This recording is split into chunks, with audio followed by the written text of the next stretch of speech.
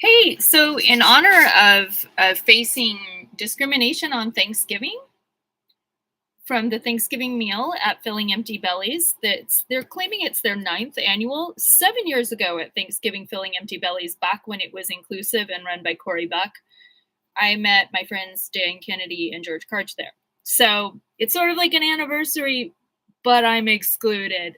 And Ozark, I think, was in like jail or prison back then.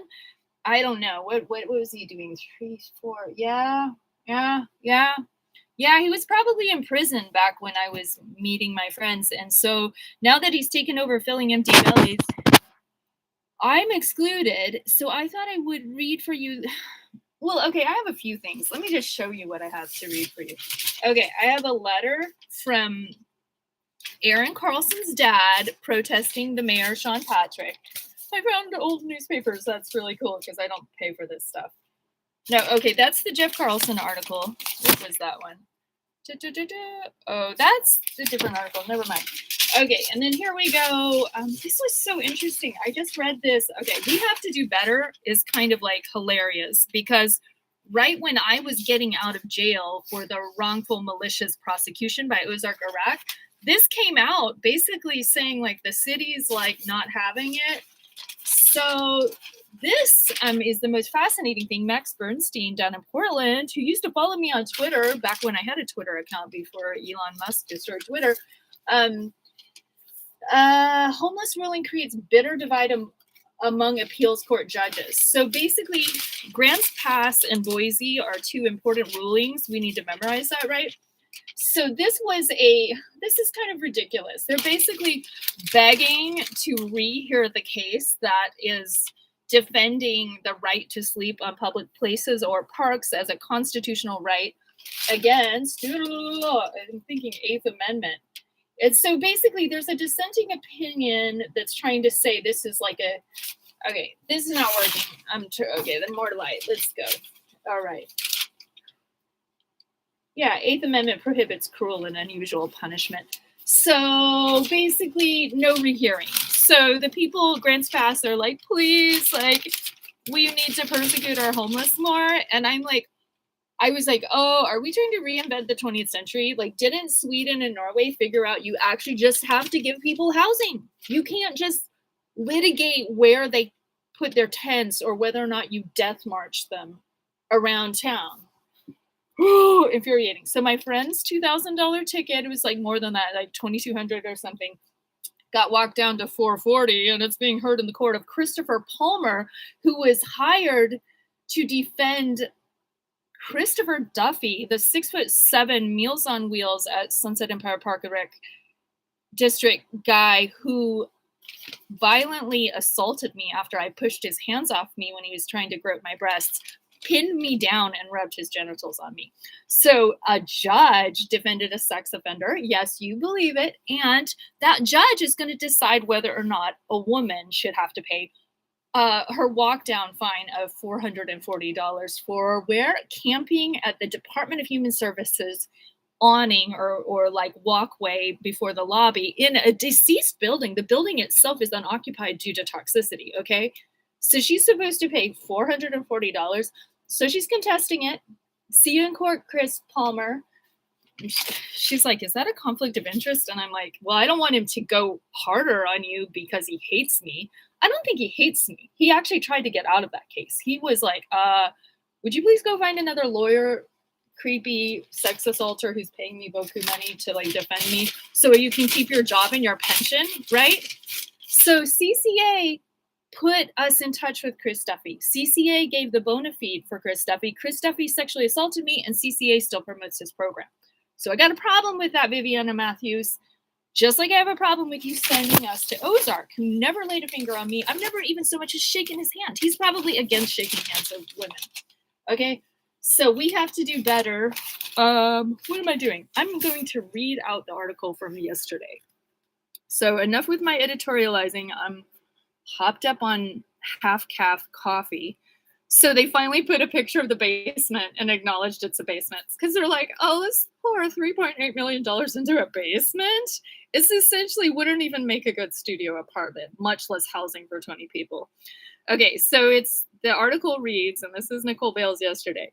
As temperatures drop in Astoria, emergency shelter remains unclear. Leaders hope to prevent another winter scramble. Lifeboat Services, which operates a daytime navigation center on Commercial Street, has been making improvements to the basement to eventually provide year-round shelter. As temperatures begin to drop and winter approaches, it is unclear how many emergency shelter beds will be available in Astoria or where a temporary shelter would open on the coldest nights. The Columbia Inn was acquired by Clatsop County through the state's Project Turnkey 2.0, opened as a shelter for the homeless in October. Operated by Clatsop Community Action, the 22-unit former motel off Marine Drive provides housing, as well as 7 rooms with 37 beds dedicated to low-barrier overnight shelter. Lifeboat Services, which operates a daytime navigation center on Commercial Street downtown, has been making improvements to the space to eventually provide a year-round shelter. While the nonprofit expected to open a shelter with about 20 beds before winter, there have been delays. The Astoria Warming Center, which has operated a seasonal emergency shelter out of the First United Methodist Church since 2014, closed indefinitely earlier this year. The organization merged with Lifeboat, which plans to relocate daytime navigation services to the church once the year-round shelter is ready. While the Columbia Inn has filled a gap, city officials and social services leaders anticipate there will still be a need for an emergency shelter on the coldest nights, at least until the shelter at Lifeboat is ready. Viviana Matthews, the executive director of Clatsop Community Action, a social services agency that provides food, housing, and energy assistance, said if there is a need for an emergency shelter, the agency could potentially open a shelter on the coldest nights. However, she said no location has been identified. The bottom line is making sure nobody dies on the street because they don't have a place to be, she said. Scramble. As the Astorian reported earlier this year, advocates for the homeless called for a year-round shelter after a winter where homeless response on the North Coast appeared rushed and disorganized. Clatsop Community Action stepped in last winter at the request of city officials after the Astoria Warming Center abruptly closed in February following a violent outburst, like stabbing, nice euphemism there, involving a homeless man and 2 staffers. The agency opened an emergency shelter several times at the Astoria Armory, like 3 times basically, during especially cold nights for people with nowhere else to go. The agency also operates a seasonal emergency shelter on South Roosevelt Drive in Seaside with Helping Hands Reentry Outreach Centers. This winter, the 37 shelter beds at the Columbia Inn provide similar capacity to what the Astoria Warming Center offered in the past, but there is still a gap. While people do not have to be sober to stay at the shelter, they are not allowed to use drugs at the site. If people break the rule, they are trespassed from the shelter, which is why Matthews believes that only 80% of shelter beds are being used as opposed to 100%. Police Chief Stacy Kelly said the number of tents around the city has significantly decreased since the Columbia Inn opened. He said a lot of people the police are used to seeing on the streets are now at the shelter. I think it's helping, but there is definitely still going to be a need, the police said, adding that the need will likely go away once Lifeboat's shelter opens. Kelly said that while the city stepped in after the closure of the warming center to coordinate with nonprofits and ensure people had a place to stay, the city does not have the resources to provide or organize shelter. He said the city needs to rely on social services agencies to step up, but the city is willing to be a part of the process. Kelly said the city has initiated conversations with Clatsop Community Action and Lifeboat and could permit the nonprofits to open an emergency shelter if needed at First United Methodist Church. He said the city will likely base need on police officers' observations while patrolling. He said there is a segment of people on the street that do not go to shelters, and that if police observe more than that segment, they will communicate with social services agencies. Contracts. Ozark Iraq, who runs Lifeboat with his wife, Erin Carlson, said he would be willing to partner with Clatsop Community Action to open a temporary shelter at the church if needed, but that his priority is opening the year-round shelter. He attributed the delay to construction and contract negotiations with the county. The state in September directed $3.8 million to the county as a part of Governor Tina Kotek's state of emergency on homelessness. The funding was dedicated for the Columbia Inn shelter and for Lifeboat's plan to create year-round shelter. To receive the funding, the profits must sign contracts with the county. Patty Jo Angelini, a county spokeswoman, said under the contracts, they can submit reimbursement requests to the county, which in turn submit reimbursement requests to the state. Once the state reimburses the funds to the county will pass the funds through to the nonprofit, she said. Angelini declined to provide any additional information about the contract being negotiated with Lifeboat. ORAC said the nonprofit needs to secure the contract with the county for funding in order to move forward with the project.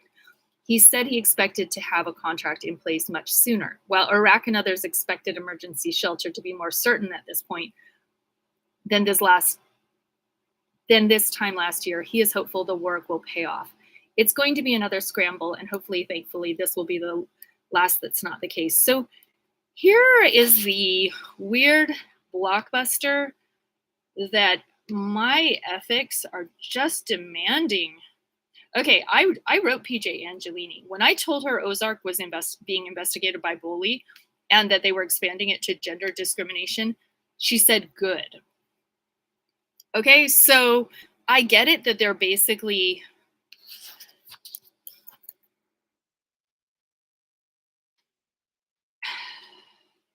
desperate and they don't want to do anything.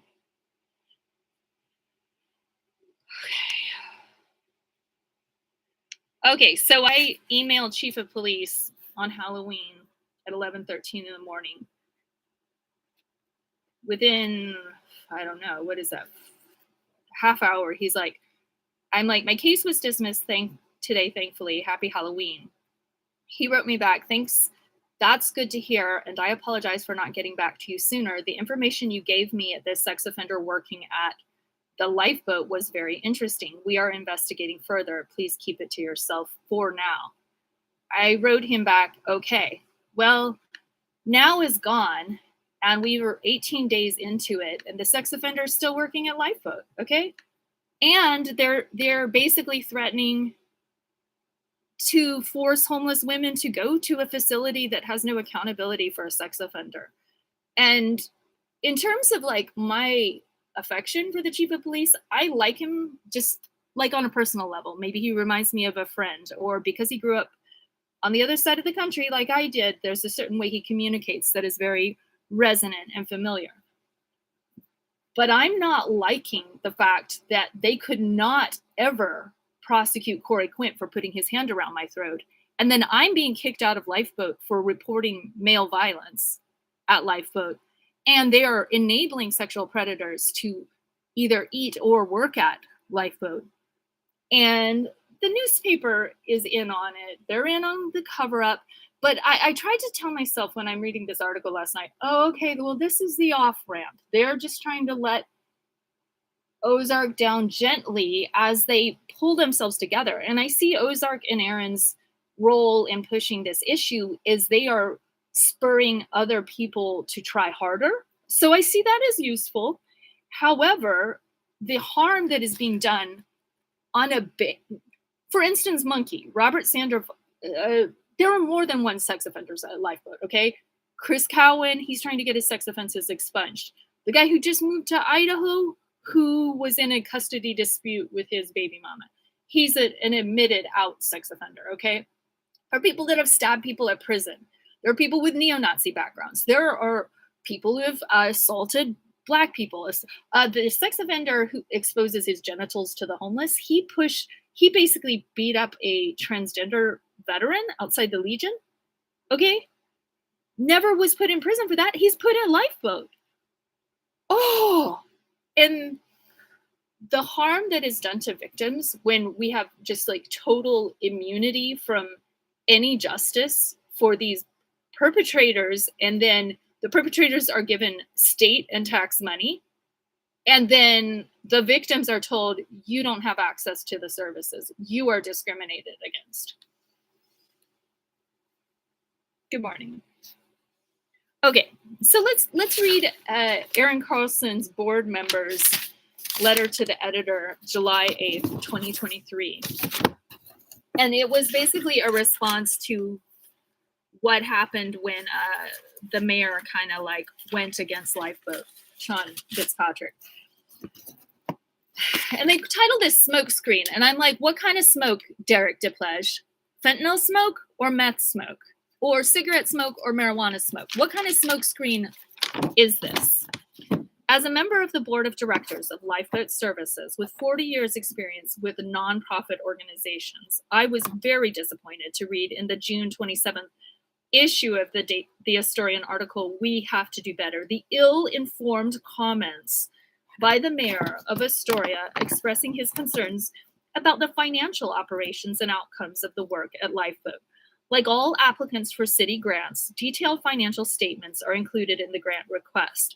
Furthermore, as a nonprofit, a required 990 form is filed annually with the state and is available for public viewing. And for some reason, the state is not giving us, maybe that's a state problem, that we can't read the more updated financials where they've given themselves raises and stuff. Maybe I need to call the state on that and be like, okay, why are you 2 years behind in updating your website? And is available for public viewing. If our mayor took the time to read these documents, he would have clear answers to his questions and concerns. And regular reports on the work outcomes are made public, are on the website, and reported regularly to the board of directors, which is basically a puppet organization. Clearly, no one from Lifeboat is trying to hide anything. Clearly. Sorry. The meth dealer in jail right now, Griffin John, the meth dealer on the corner by the Italian sandwich shop next door. Okay. As was implied from the quotes in the paper. Sadly, these comments and others from some council members are clearly merely a smokescreen to cover city leadership's lack of interest and willingness to support the work of Lifeboat is doing for the people of Astoria. Getting people off the streets, feeding them, providing emergency shelter, and supporting those with mental illness and addictions is the work Lifeboat is doing, and everyone should be supportive of. Okay, and Jeff Carlson. Wow. So Jeff Carlson is completely, because Lifeboat did a complete cul-de-sac on me, blocked me off, said don't contact, cease and desist, no, you don't get to talk to the board, you don't get to talk to the members. It's my understanding that Ozark hijacked his board of directors, prevented them from having any contact with any supervising role on Ozark Iraq's misconduct. Jeff Carlson has a complete conflict of interest because his daughter is Erin Carlson and Ozark Iraq is his son-in-law. So he's not an actual board member. He's a they're Nepo babies, okay? They're cronies of the most nepotistic variety. And because Wintermute is parroting Ozark Iraq's propaganda line, including covering up Iraq's misconduct and criminal record, they're all in cahoots. And I think I need to get more. What's really blowing my mind is how am I going to fit this into 2 minutes or 3 minutes? 2 minutes at county or 3 minutes? And the fact that I've given copies of Ozark's gun in his backpack while he's doing burglary arrest record to the county and the city, I want them to look me in the face as a victim of a gun crime or multiple gun crimes and say, hey, yeah, you should feel safe. Oh, yeah, and this guy's bullying you. Oh, yeah, this guy's making false accusations against you. Oh, this guy's sexually harassing your homeless women friends, and you should be totally down with that. And that's where the city and the county are walking into major liability. The fact that the city's starting to put some brakes, they're just not putting the brakes on fast enough, and that's where I'm viewing it as an off-ramp. And CCA, who are so morally compromised and sit on their hands during most moral crises, will kind of gradually lead the way to a polite de-escalation of Ozark's aggression to the homeless. Oh, do I want to read that? I kind of do. No, I'm going to read that. Okay, so what's bad is because this is recycled, I have a huge gap. But let's read as far as we can. This is the Max Bernstein Homeless ruling creates bitter divide among appeals court judges. And I completely missed this July 8th because I was occupied dealing with Ozark Iraq's malicious prosecution of me to punish me for whistleblowing his sexual harassment. Okay, so no rehearing on Grants Pass case. Max Bernstein, the Oregonian. A federal appeals court Wednesday refused to rehear a 3-judge panel's ruling that prohibited Grants Pass from criminally punishing homeless people who sleep in public places when they have nowhere else to go. Okay, hold up a second. Oh, God, I am so tortured. Okay, for one thing, nobody ever asks me to be secretive, ever. Okay? This is hard on me. I'm a big mouth blogger. You know who you're talking to, Stacey. Isn't that cool? A dude named Stacey? Okay. A federal appeals court Wednesday refused to rehear a 3-judge panel's ruling that prohibited Grants Pass from criminally punishing homeless people who sleep in public places when they have nowhere else to go. The denial of a full court review by the 9th U.S. Circuit Court of Appeals prompted unusually scathing dissents and statements by 16 other 9th Circuit judges who either blasted the original decision and urged it to be corrected or argued that at least the full court be given the chance to reconsider the matter. Many who dissented argued that Grants Pass ruling created a confusing set of rules based on a flawed interpretation of the U.S. Constitution and made the court's judges into inappropriate homeless policy czars. The original ruling placed a straitjacket on West Coast cities that are now left with little recourse to deal with an insurmountable and widespread rise in homelessness, the dissenters wrote.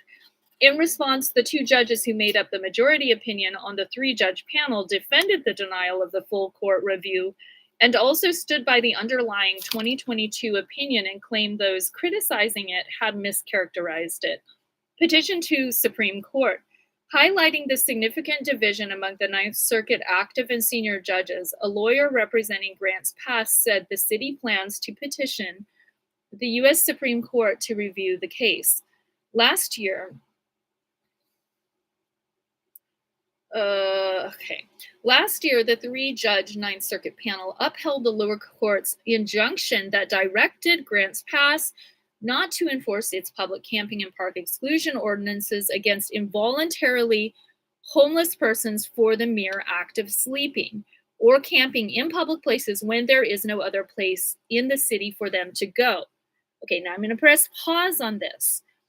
Why this is important that Ozark Iraq is running a discriminatory facility with anything he touches at Lifeboat or any associated agglomerate organization he's trying to compile by taking over the warming center that doesn't exist right now, is that the Grants Pass decision says that they need somewhere to go for you to be able to ticket them. So that gives the police an incentive to support some kind of adequate shelter that essentially gives them the loophole to ticket people for camping. The very first day I met the chief of police, when he was brand new, not even got in his cop suit, he's wearing plain clothes, he looks like FBI. I'm like, Ozark's facility cannot abide this court ruling because it is discriminatory to women and dangerous to them. So I feel that the legal argument has got to be that with this Grants Pass decision still being upheld by the 9th Circuit, Ozark's facility is not going to empower the police to continue on with their ticketing regime where they want to ticket the homeless to death, essentially slap $2,000 tickets or $400 tickets or whatever they want to do. Because Ozark is constantly discriminatory and his facility is dangerous and full of fentanyl smokers and meth smokers, and they do smoke it in his bathroom or the Astoria Warming Center bathroom, according to Sam McDaniels, the stabbing victim. There is no other place. Okay, so anyway, moving on. If it is an inadequate shelter, I'm saying it does not count and it does not meet the requirement. The city, and that would be inadequate, would be Lifeboat. The city, because it's discriminatory against wheelchairs, against women, against sexual assault survivors, witnesses of crime, people who report illegal discrimination or racism. Okay? The city appealed to have the case heard by the full federal appellate court. The majority of the court's 29 active judges. Oh, I see, because I'm still learning this Ninth Circuit appeals process. So the city appealed to have the case heard by the full federal appellate court. A majority of the court's 29 active judges voted not to allow a full court rehearing. According to Wednesday's 155-page order and amended opinion, which I want to read. Okay, which this is like July. The two judges who wrote the majority opinion, Rosalind O. Silver, a U.S. District Judge in Arizona designated to sit on the Ninth Circuit, and Ninth Circuit Judge Ronald M. Gould, said the Eighth Amendment imposes substantive limits on what's punishable as a crime. The attempt by Grants Pass to punish people with nowhere to go for the life-sustaining act of sleeping outside rose to one of those circumstances and is consistent with the U.S. Supreme Court precedent, Silver and Gould argued.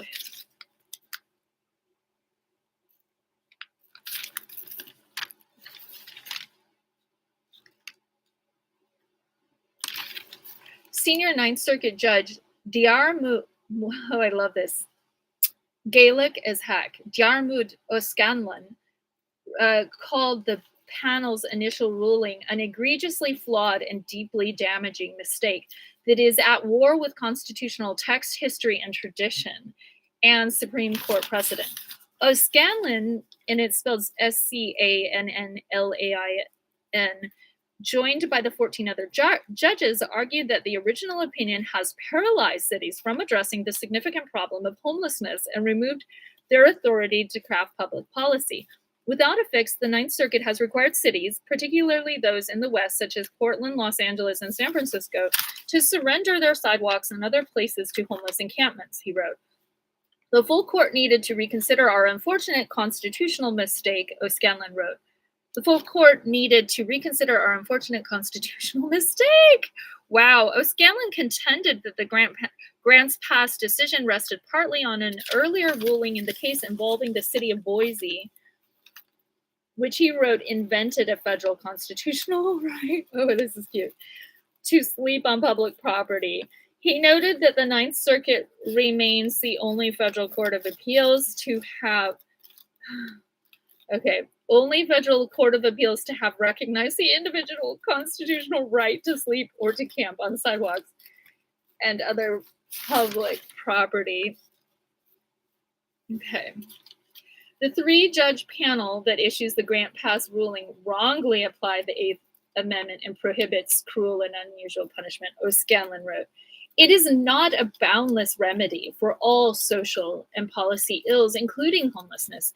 It does not empower us to displace state and local decision makers with our own enlightened view of how to address a public crisis over which we can claim neither expertise nor authority, and it certainly does not authorize. Okay. And then this is where I get a huge chunk cut out due to this being recycled.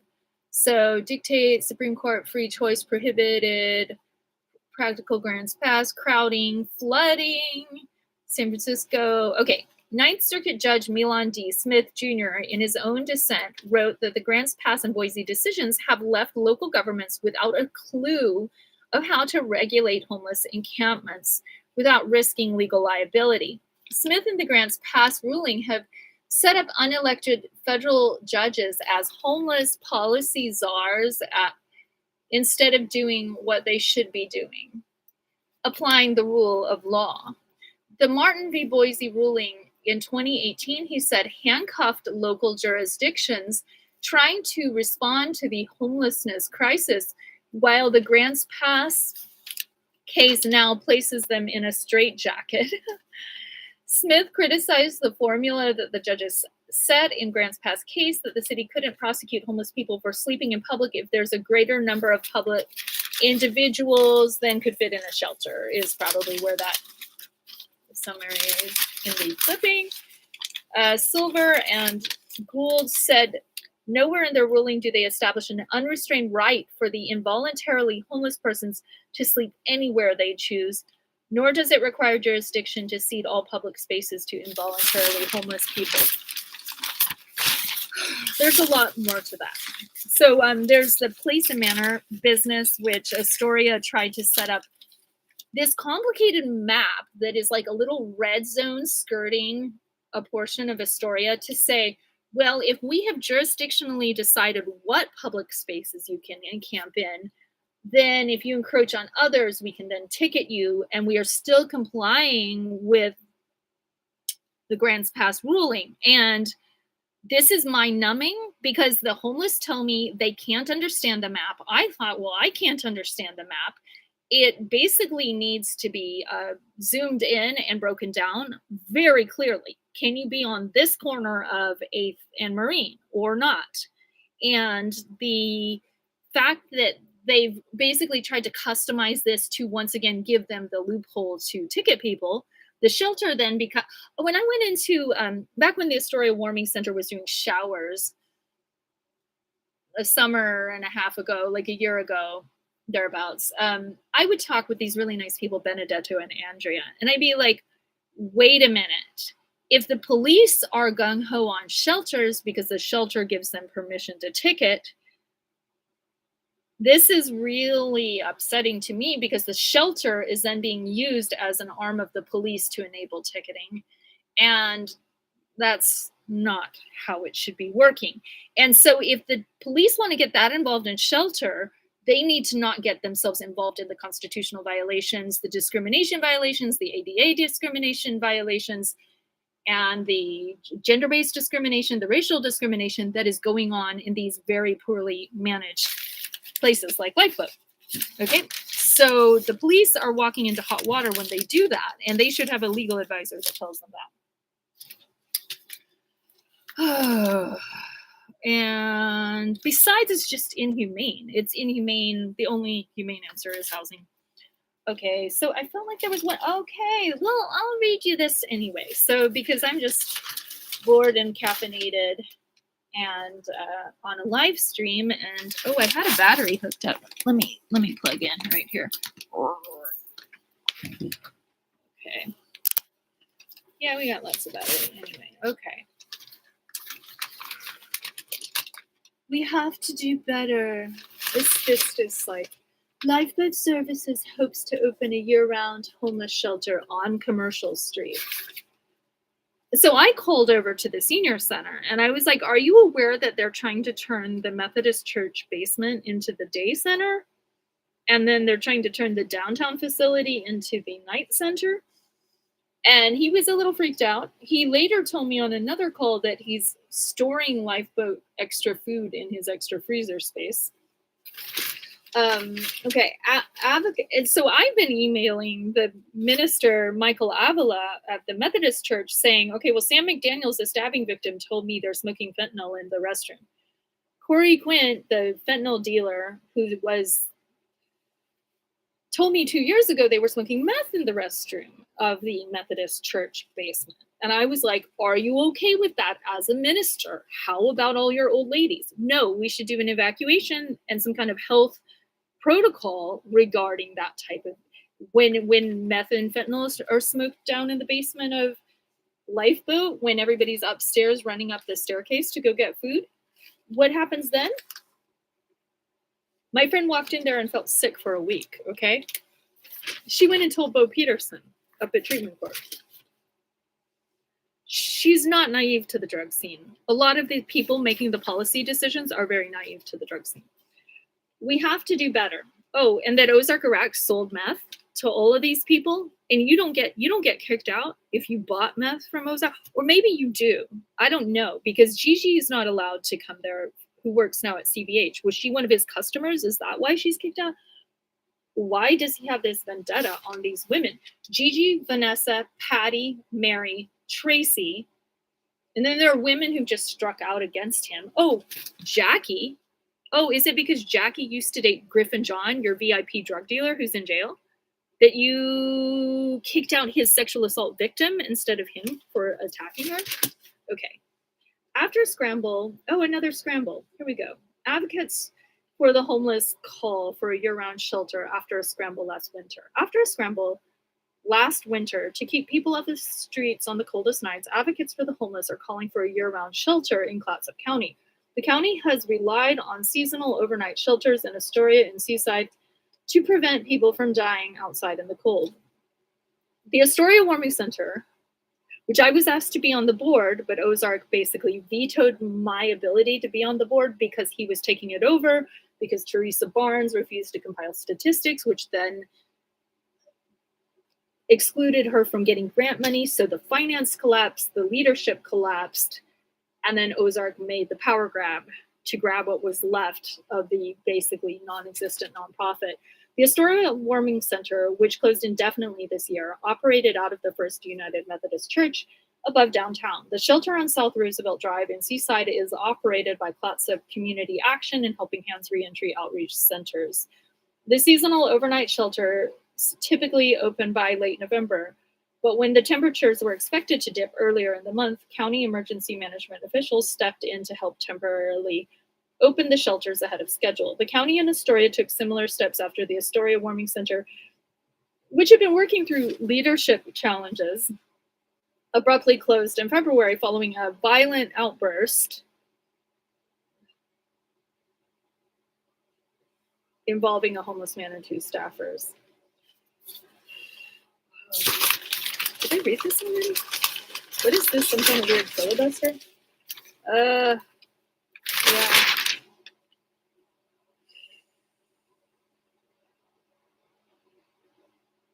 Yeah, okay. And I think she's actually copied her language in, yeah, that's what it is. She's copied her language in her more recent article. Okay. After the closure, city officials turned to Clatsop Community Action, a social services agency that provides food, housing, and energy assistance to help fill the gap in Astoria. The Astorians sought documents from the county through the state's public records law and asked Clatsop Community Action, the county, the city, and others to review what happened after a winter where homeless response appeared rushed and disorganized. As a social service worker, the human aspect of it, it's heartbreaking. Viviana Matthews, the executive director of CCA, Clatsop Community Action, told the newspaper, and we got to do something about people being on the street. Even though people may not be ready to go into a housing program or may not be ready to be a tenant for that matter, we've got to offer some kind of place to be when it's super cold outside. Clatsop County has among the highest per capita rates of homelessness in Oregon. The county and city leaders have resisted developing a year-round homeless shelter and have instead worked with nonprofits on seasonal outreach. We have to do better, says Matthews, who believes the year-round low-barrier homeless shelter needs to be a part of the equation. CCA wants to be a key partner, she said, adding that the other partners need to come to the table, including Columbia Memorial Hospital in Astoria and Providence Seaside Hospital, the county and cities. It takes a community to solve issues, so it's going to take a lot more than CCA to solve homelessness. This is an issue that affects all of us, every single one of us. Flurry, when the county's emergency management department reached out to nonprofits, and that's actually run by the district attorney's wife, Tiffany Brown. Okay, just anybody who doesn't know that connection, Ron Brown. So Clatsop County's emergency management department reached out to nonprofits in early November to ask what they would need to open emergency shelters ahead of schedule. The unusual request led to a weekend flurry to organize staff and resources. Matthews was caught by surprise by the request, but said the nonprofit was happy to collaborate to make sure people had a place to stay during the potential cold snap. The emergency shelter in Seaside opened on a Saturday, November 5th, and the Astoria Warming Center opened on a Sunday night.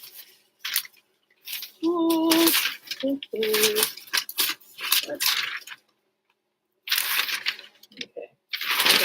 There we go.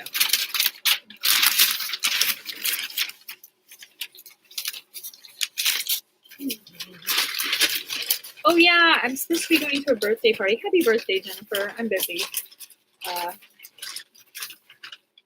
The county publicly announced the shelter openings on the afternoon of November 5th, hours before the emergency shelter was set to open in Seaside. The weekend announcement drew attention because the county had not previously been involved in shelter openings. At the time, the future of the Astoria Warming Center was also unclear because of management difficulties and board turnover at the nonprofit. And the weather outside, and that was also partly Ozark's doing. He literally said, I could not be on the board when I was asked. He said Tracy could not work there. And certain people were resigning because they would not have anything to do with his aggressive personality. Okay, if he was going to try to take over. And then whatever was going between Teresa and Andrea, I still don't quite understand. I know a little more than I can say, I think. And the weather outside was not particularly cold for the North Coast. Patty and Teresa, by the way, completely was okaying off on the handover to Ozark, even when she knew Ozark was sexually harassing the homeless. So Teresa Barnes should be on the hook for promoting a culture of exoneration and tolerance for sexually harassing homeless women, thereby endangering them, and there were no steps made to safeguard or investigate. Patty Jo Angelini, who said good when I said Ozark was being investigated for gender discrimination, a county spokeswoman said the county was concerned for the homeless given the potential for below freezing temperatures, precipitation, and possibly ice and winds. At that time, local seasonal emergency shelters were not scheduled to open, Angelini said in the statement on behalf of the Emergency Management Department. Justin Gibbs, the county's emergency management director, declined to speak with the historian for the story. Our concern prompted us to reach out to local operators so we could understand what they would need for an earlier opening, Angelini said. Once we had that information, we coordinated with our stakeholder group and secured state resources to support the opening of temporary warming centers and publicized shelter openings. The state provided two steps. So this is like, I noticed this again, like for the first time, it's like you read an article a second time and you're like, oh, the state provided 2 shelter staffers, and that would be the staffer who got stabbed. I'm assuming Sam McDaniels, who was supposedly running it, who said he was okay and looking the other way when the fentanyl and meth smoking was going on in the church basement. Just not gonna do anything. Like, you're chill, we're cool. Okay? Methodist church people,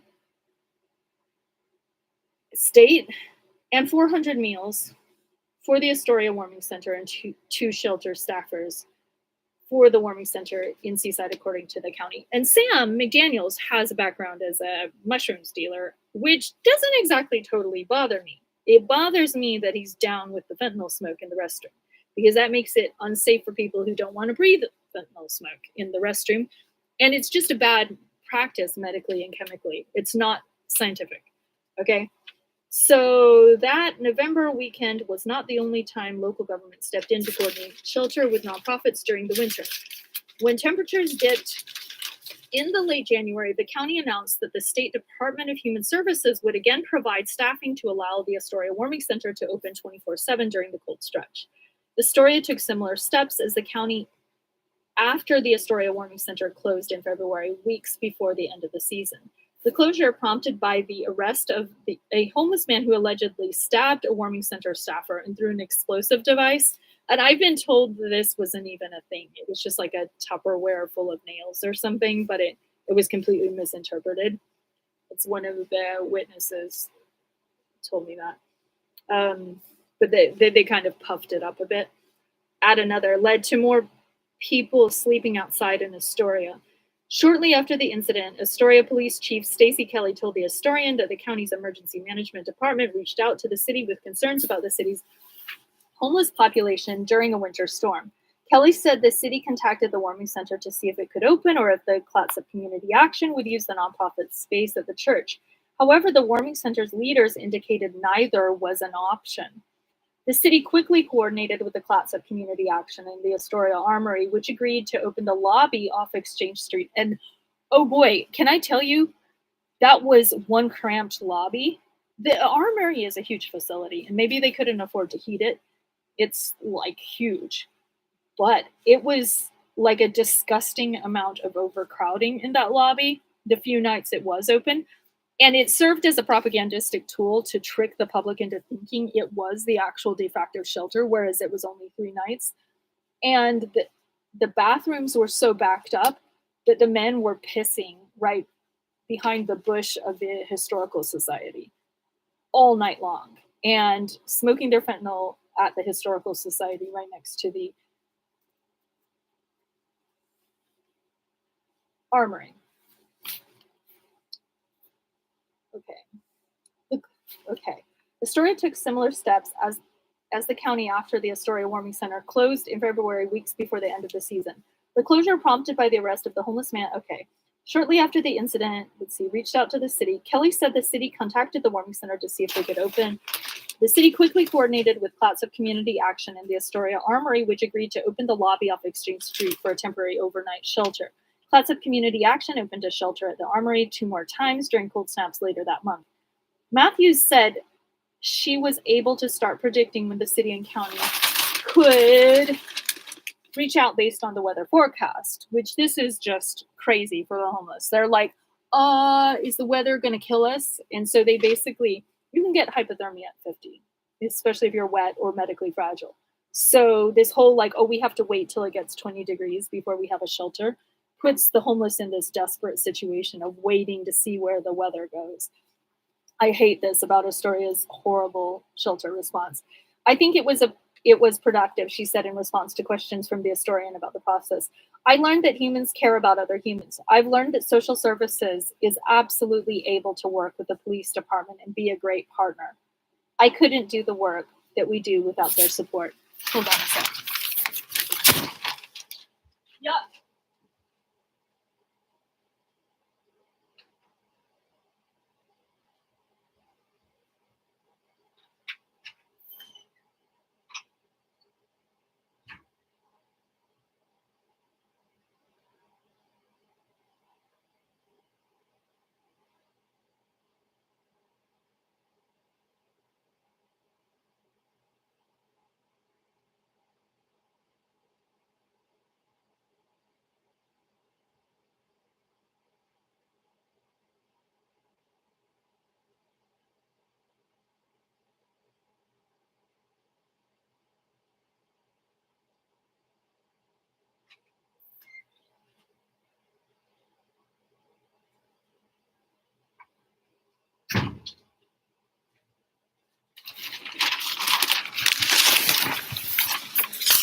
Okay, so I'm back at it. All right. Matthews said Clatsop Community Action is seeking funds to provide a year-round shelter. In the meantime, she said progress will be made through the Columbia Inn in Astoria, which was acquired by the county through the state's Project Turnkey 2.0. The 22-unit motel off Marine Drive could provide housing to 44 people with 7 rooms dedicated to congregated low-barrier overnight shelter. The facility will be operated by Clatsop Community Action along with the Harbor, an advocacy group in Astoria for survivors of domestic violence and sexual assault, which was partnering with Ozark despite knowing that he sexually harasses the homeless women about sucking his balls, his blue balls. The Astoria, total betrayal. The Astoria Warming Center is expected to merge with Lifeboat Services, which operates a daytime drop-in center on Commercial Street downtown and has been making improvements to the space to eventually provide a year-round shelter. Disparate pieces. Astoria took the lead on homeless response on the North Coast by creating a task force in 2017. While many praised the task force for bringing local government leaders and advocates together to coordinate and share ideas, the group found few concrete solutions before disbanding last year. City leaders have said the city does not have money or desire from residents to make an investment in a year-round city-run homeless shelter. In response to questions from the Astorian about whether the city would partner on a warming center, City Manager Scott Spence said there has not been any specific conversations with the City Council about the idea. Homelessness has been a topic of discussion among the City Council. I think there's a level of concern that there's not necessarily a statewide strategy, Spence said. And what we've seen, at least in the recent past, that there is funding available, which is great from the state, but then you have all these disparate pieces, county, cities doing kind of individual different strategies, and it's not a coordinated approach to try to address this problem. Over the past several years, the city has offered some financial support to the Astoria Warming Center to operate a seasonal overnight shelter, but it's unclear whether that support will carry over to Lifeboat Services. Lifeboat plans to convert the building on Commercial Street into a low-barrier shelter with 40 beds. And like, what is the square footage on that little square in the basement, the tile basement? Windowless basement.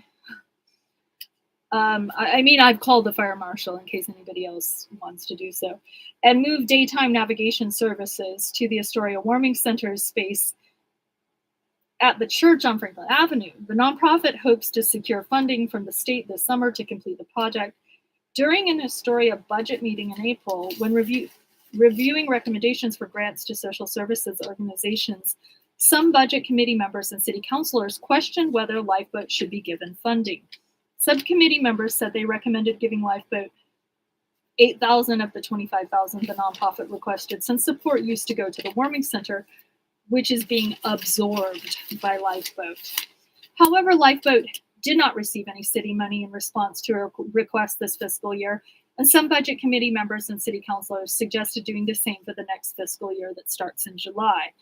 I just want to note we are providing funds to Lifeboat Services, which is in addition to having money set aside for homelessness, and in addition to the $225,000 that is in our budget message for cleaning up camps and illegal camping and that sort of thing. David Oser, a budget committee member who also serves on the board of the Northwest Oregon Housing Authority, said after reviewing the funding recommendations, and there's been a lot of problems downtown with the clientele that this organization deals with, and it's been getting worse. And it's not at all clear to me that it's beneficial to the city to be supporting this organization. Mayor Sean Fitzpatrick had similar concerns, adding that he wants further review of the nonprofit's finances. I would still like to know how they spend their funds, what they spend it on, what their employees are paid, and if they're actually accomplishing what they are supposed to be accomplishing. He said, and I don't know if we have objective standards for that or not. I'm just looking at a really large request and then a large recommendation on an unknown, and I'm very uncomfortable with that. City Councilor Elizabeth Adams, who was on the subcommittee that made the recommendation, echoed the concerns, citing the proximity of her downtown business, Wild Roots Movement and Massage, to Lifeboat. The City Council is expected to make a final decision on the grant soon. Ozark Iraq, who runs Lifeboat, with his wife, or could you say with the soup kitchen lady he impregnated when she was his teacher at CCA, when he was a meth dealer with a gun in his backpack doing burglaries, Aaron Carlson, said that the nonprofit did not expect to receive city funding, adding that he feels like it has even less support from city council than in the past. We're working toward repairing that relationship, but at this point, we don't feel like there's anything we can do with the city, Iraq said. We basically just have to move on without them. Last year, at a time when homelessness was more visible downtown and the city was debating a potential workforce housing project on Heritage Square, some businesses and residents criticized Lifeboat, and others questioned whether homelessness outreach was suitable for the commercial street location. Iraq and Carlson opened Lifeboat in the summer of 2021. I believe it was August. I was not going because of the staircase. I was like, that is an intrinsically dangerous staircase. I started going so I could report the staircase as an ADA violation. Lifeboat serves, besides Ozark and Aaron being unfair and weird and persecutory and hearsay-based and very deeply overly personal, in the first couple of months I met them when they were doing their church basement beacon clubhouse thing. And Ozark was already saying inappropriate stuff that creeped me out. I was like, I got to talk to Aaron about this guy. And so I put a pin in it, and eventually I did and got kicked out. When I found out how much worse it was getting than I even knew. Iraq and Carlson opened Lifeboat in the summer of 2021. Lifeboat serves as the umbrella organization for Beacon Clubhouse, a members-only center that provides mental health support and other services. According to their Facebook, it looks just like a baby nursery for their child, which they have a beautiful child. God bless that child. But it isn't really for the people it claims it's for. And feeling empty, it feels like you're walking in their private home and exposed to all their private dilemmas, including Ozark calling people the B word. Evidently, Ozark and Monkey were calling someone, oh, there goes the B word, when she's right outside the facility. And Ozark comes up to her and goes, oh, there's the rat pack, to bully her when she's there to get her meal. A nonprofit that serves meals to anyone in need except people who whistleblow Ozark's sexual harassment or abuse and connects homeless or look at him wrong or get kicked out or who report food poisoning and connects homeless people and services. The couple has been involved in homeless outreach for years and began fundraising and saving money for a daytime drop-in center. In 2018, Filling Empty Bellies started serving meals to the homeless at Astoria Parks in 2014. I feel like the majority have felt that we were just going to disappear. Iraq said that we were just going to come in here, fail, and fade away. So somebody I know had $350 taken out of his wallet at the turnkey shelter. He disapproves of that person's relationship with someone 30 years younger than him, which includes pumping her full of meth and alcohol, and then also sleeping with people without advance notice that he has HIV.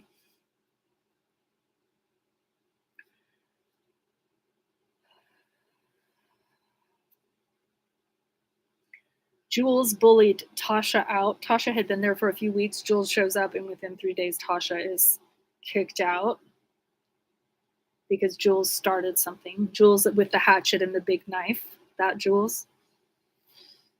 Jules, whose ex is in jail for being a pedophile now, a child rapist who had punched out her teeth and was a domestic abuser and was sexually harassing me at the park the day Monkey, Robert Vandervelde, the sex offender of Lifeboat, is brandishing his dildo at me at Surging Waves Park. And I'm supposed to accept that he works at Lifeboat or could potentially work at the warming center.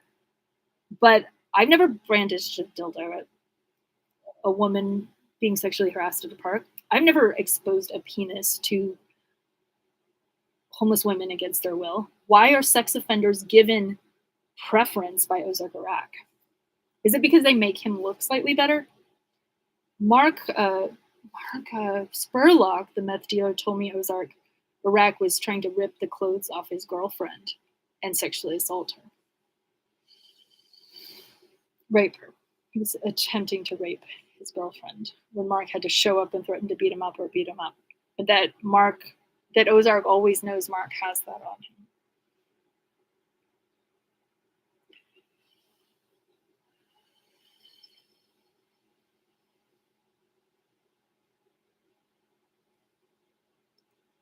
So, yeah. I think that's all for now. I'm kind of tired. I've been tired.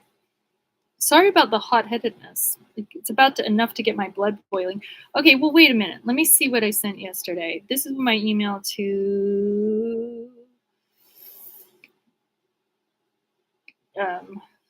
beware the sex offender working at Lifeboat. Chief Kelly told me to keep it mum for now. Is he speaking to you about it? The Lifeboat employee man, Monkey, aka Robert Vandervelde, is known to the homeless for injecting meth into people's sex acts in the 12th Street restroom, exposing his genitals to homeless women without their consent to show off his piercings, brandishing a dildo at the Surging Waves at non-consenting persons. He is harassing, beating up a transgendered veteran, leaving the American Legion, dealing meth, calling women who eat at Lifeboat bitch in his snide remarks with Ozark and with Ozark's approval. No homeless women should have to hear "there goes the bitch" from the management of Lifeboat. Come on, Clatsop County, this is unacceptable. Ozark has recently called the same homeless woman a rat at the facility. Ozark makes wildly untrue allegations against me as a counterattack to bully. I sent these to county commissioners. Sorry, this is delayed. Caution. I reported racism, so he calls me a racist. I reported financial abuse of the disabled, so he accuses me of that. It's pretty obvious how he's deflecting, but very hurtful. At core base, Ozark Iraq should not keep harassing and retaliating against me with denial of service and shelter. Ozark had police call me October 27 to tell me if the shelter is ever open, I am not welcome. Why? Because I reported his sexually harassing homeless women and others. Fair housing law applies to the shelter, and his discriminatory practices are illegal. Okay, yeah, that's pretty square. I thought that was kind of hot-headed, but now I'm like, yeah, that's legit. Okay, so I just wrote also OPB R. Hernandez. Ozark Iraq excluded me from Lifeboat for reporting his sexually harassing homeless women. I reported witnessing racial harassment, assault, and sexual harassment. Ozark Iraq is abusive to vulnerable women. Please tell our story. He's been persecuting us for years. Please don't enable this by writing fluff pieces. Please call me. Okay. Yeah, and then here's the letter to Nicole Bales. Ozark and Monkey walk past the homeless women. One of them says, "There goes the bitch." Homeless tell me Monkey is a sex offender and exposed his genitals to them without their consent. Is mean to certain women at facility. This is the same homeless woman Ozark recently bullied by calling her a rat at Lifeboat. She has her $135 stolen from under her clothes in her sleep, facing a $2,000 trespass ticket reduced to $440.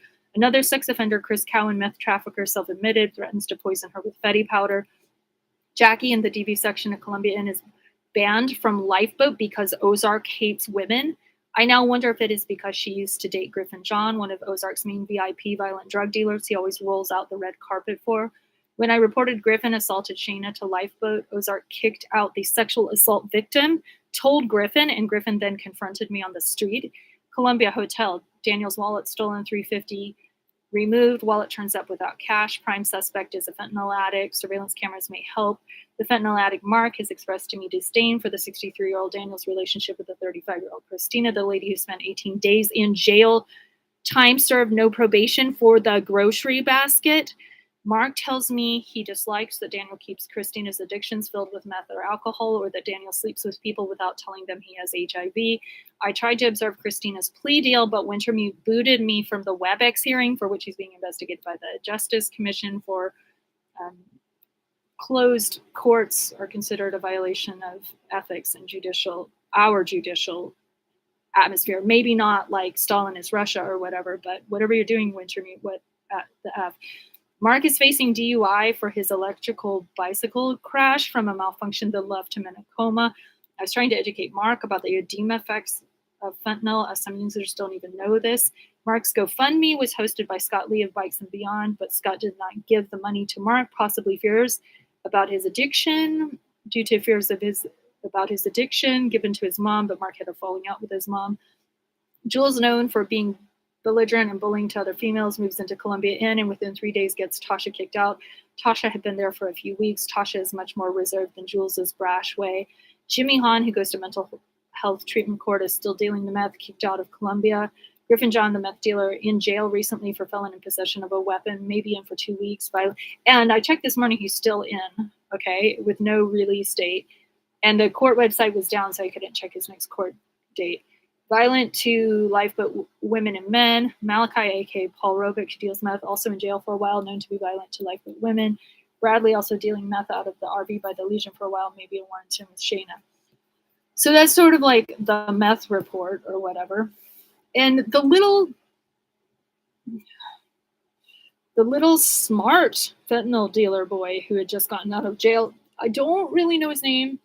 It's like I keep getting introduced and I forget his name. But I do see him around town. And he talks to Chrissy, who was dating Xavier Lumadou, son of, what's his name? Dion Lumadou, also known as Savage. So like that, and I believe Xavier was dealing fentanyl last summer when he was squatting my friend's apartment. I believe I threw away drugs that I could have turned into police. I literally didn't want a story of police to be tempted to do all of Xavier's drugs, okay? So cops, I'm looking out for your addiction too. I threw away your drugs, okay? Oh my God, I threw away heroin. I don't touch that. That's so creepy. I threw away Boku pills, Boku needles. And so Jimmy, thing is yeah, okay about Daniel, but Daniel snitches to me big time. Daniel snitched on Bradley's selling the RV. The thing is all these druggies, they snitch on their dealers. So dealers, don't trust your little customers because they'll stab you in the back.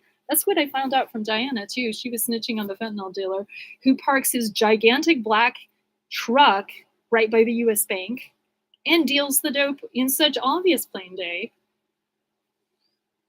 I'm tired. Anyway, so Clatsop County commissioners are like, dear legislature, Measure 110 isn't working out so great. And I'm like, well, dear county commissioners, stop funneling money to a drug trafficker in downtown Astoria if you've got a problem with Measure 110.